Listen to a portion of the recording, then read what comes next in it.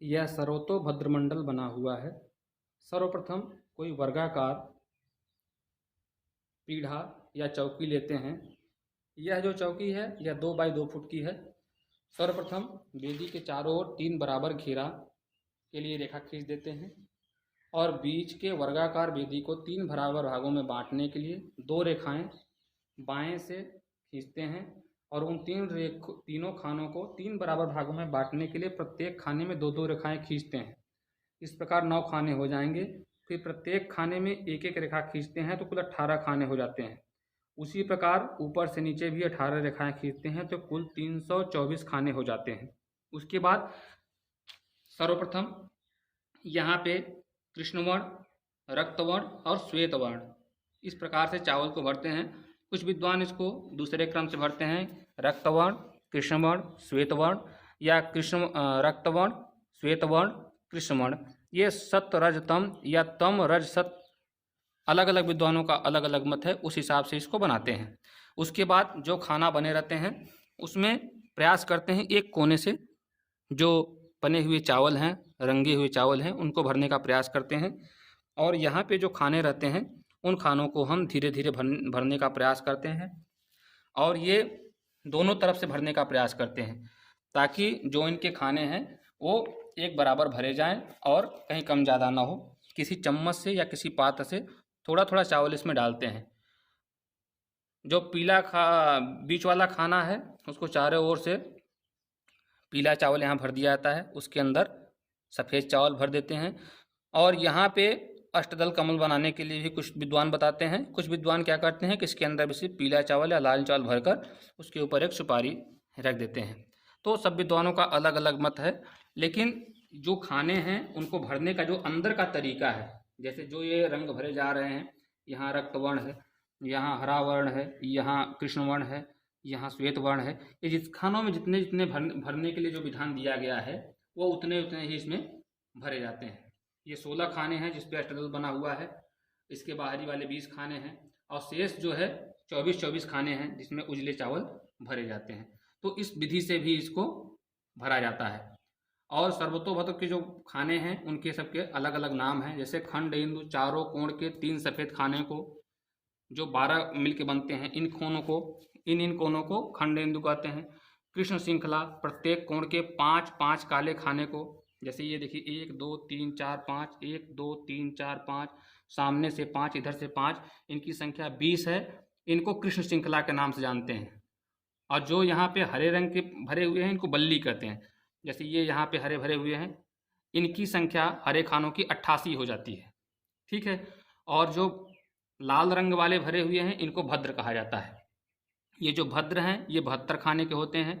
और जो सफ़ेद भरे हुए हैं इनको वापी कहा जाता है और इनकी खानों की संख्या 96 होती है।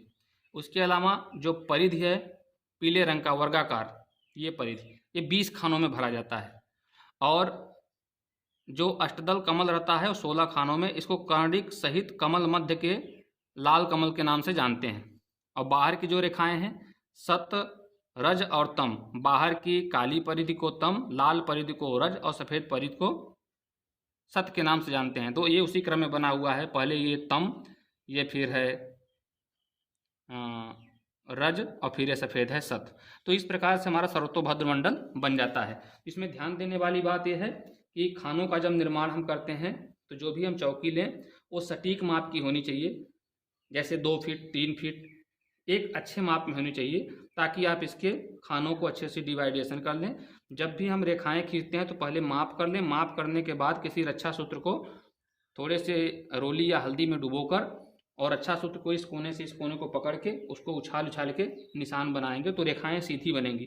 नहीं तो फिर इतनी बड़ी स्केल लेके आप खींचेंगे तो हो सकता है रेखाएं टेढ़ी मेढ़ी हो जाएं, तो जो आकार आपको यहाँ पे दिख रहा है ऐसा आपको देखने को नहीं मिलेगा।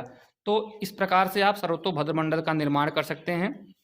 साथ ही साथ इसके बारे में भी हम बता देंगे थोड़ी देर बाद की वीडियो में कि अगर जो चावल हम तैयार करते हैं तो कैसे तैयार करते हैं और किस प्रकार से हम चावलों को तैयार करें कि ये चावल इसमें रखते समय बिखरे भी नहीं, और किस प्रकार के ये साजो सामान का प्रयोग करें इसको व्यवस्थित करने के लिए।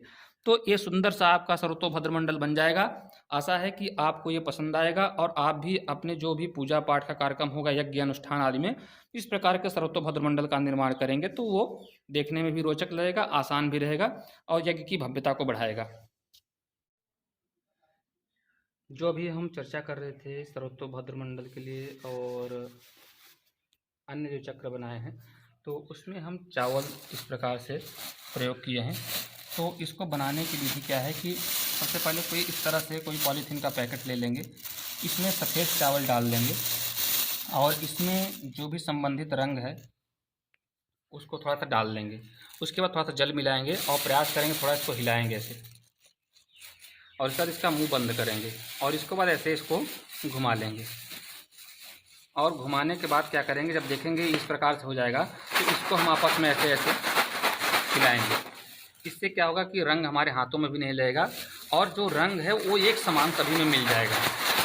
देखिए इसके अंदर हवा भर जा रही है तो अधिक पानी भी नहीं लगेगा, अधिक रंग भी नहीं लगेगा और चावल आपस में एक दूसरे से चिपकेंगे भी नहीं। अब जब ऐसा हम कर लेते हैं तो चावल हमारा एकदम खिल के आ जाता है। फिर हम क्या करेंगे, थोड़ा सा देसी घी इसमें गर्म करके थोड़ा सा देसी घी इसमें डाल देंगे। होता क्या है कि जब सूखे चावल हम रखते हैं चक्र बनाने के लिए तो ये आपस में बिखर जाते हैं। देखिए ऐसे भी जब हम कहीं भी रखेंगे ऐसे बिखर जाएंगे।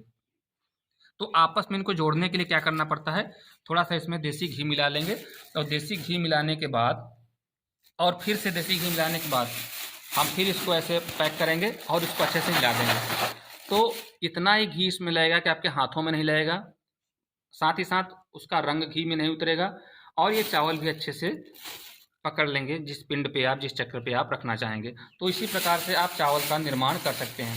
ध्यान देने वाली बात इसमें यह है कि प्रयास करना कि जो चावल के दाने छोटे हैं उनको लीजिएगा, क्योंकि ज़्यादा बड़े दाने आप लेंगे तो ज़्यादा बड़े दानों में होता क्या है कि वो पानी लगने के बाद, जल लगने के बाद वो थोड़े से फूल जाते हैं और फूलने के बाद क्या होता है उनके टुकड़े बन जाते हैं, तो वो देखने में भी सुंदर नहीं लगते हैं। और ऐसा विधान भी है कि टूटे हुए अक्षत इत्यादि को पूजन में प्रयोग नहीं करना चाहिए। तो अगर आप छोटे दाने वाले चावल लेंगे तो देखने में भी सुंदर लगेंगे, साफ लगेंगे और साथ ही साथ उसका प्रभाव क्या होगा, टूटेंगे नहीं। देखिए अभी हमने इतने चावल हाथ में उठाए हुए हैं, इसमें एक भी दाना टूटा नहीं हुआ है। ये सामान्य सा ही चावल है, लेकिन इसमें हमने ध्यान क्या दिया है कि इनके आकार छोटे होने चाहिए। अगर यह बड़े वाले हम चावल लिए होते तो वो 2-2, 3-3 टुकड़े में टूट गए होते। तो आपको ये ध्यान देना है कि छोटे चावल लेना है, ठीक है। और पहले इसमें रंग मिलाना है, थोड़ा सा जल मिलाना है, पॉलीथीन को पूरा पैक करके हवा भर के, इसमें मुंह से हवा नहीं भरना है, स्वतः इसमें हवा भर जाएगी, सिर्फ आप इसको घुमाना है और हिलाना है। और इसी प्रकार से आपके सभी रंगों के चावल देखिए तैयार हो जाएंगे। ये आपका पीले वर्ण का हो गया, ये आपका नील वर्ण का हो गया, ये आपका हो गया रक्त वर्ण का, ठीक है, और ये आपका कृष्ण वर्ण का। और सफ़ेद चावल में तो कुछ नहीं करना है, सिर्फ आपको देसी घी थोड़ा सा मिला के और उसको घुमा देना है बस, तो आपका श्वेत वर्ण का तैयार हो जाएगा। तो इस विधि से अगर आप चावल बनाते हैं और इस विधि से चावल को तैयार करते हैं तो जो आप मंडल चक्र बनाएंगे तो वो देखने में बहुत सुंदर लगेंगे, उनसे एक अलग से चमक आती रहेगी और साथ ही साथ चावल आपस में चिपकेंगे भी नहीं और व्यवस्थित बैठ जाएंगे, ज़्यादा आपको मेहनत नहीं करना पड़ेगा। इसमें ध्यान रखना है कि जब भी आप चक्र में रंग भरते हैं तो ऐसे छोटे से चम्मच का प्रयोग करना है और प्रयास करना है कि चम्मच का जो मुंह हो छोटा हो। आप टीस्पून ले सकते हैं, अगर ऐसा नहीं है तो आप प्लास्टिक के चम्मच लेकर इसके मुंह को थोड़ा सा टेढ़ा करके यदि आप रखेंगे तो उसी खाने में वह चावल गिरेगा। ज़्यादा बड़ा चम्मच लेंगे तो खाने से बाहर जाएगा तो आपको असुविधा ज़्यादा होगी। मान लीजिए अगर खाने के बाहर जाता है तो फिर आप ये माचिस की डिब्बी हो या कोई चौकोर चीज़ हो तो इससे आप इस किनारे को ऐसे ऐसे धीरे धीरे करके आप सेट कर सकते हैं, ठीक है।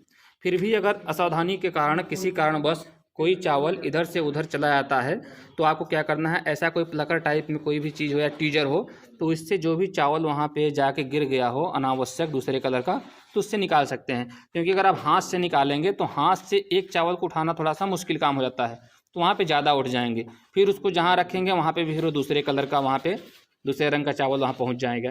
तो इसलिए आपको ये जब भी हम इस तरह से मंडल चक्र बनाते हैं तो ये 3 चीज़ अगर आप साथ में रखेंगे तो आपको आसानी हो जाएगी। लाइन को सीधा करने के लिए, रेखा को सीधा करने के लिए चावल भरने के बाद माचिस का प्रयोग कर सकते हैं जो हमारे पूजा में ही काम आता है, चम्मच भी पूजा में काम आता है। एक अपने पास में आप अलग से ट्वीजर रख सकते हैं तो आसानी से आप मंडल चक्र को बना सकते हैं।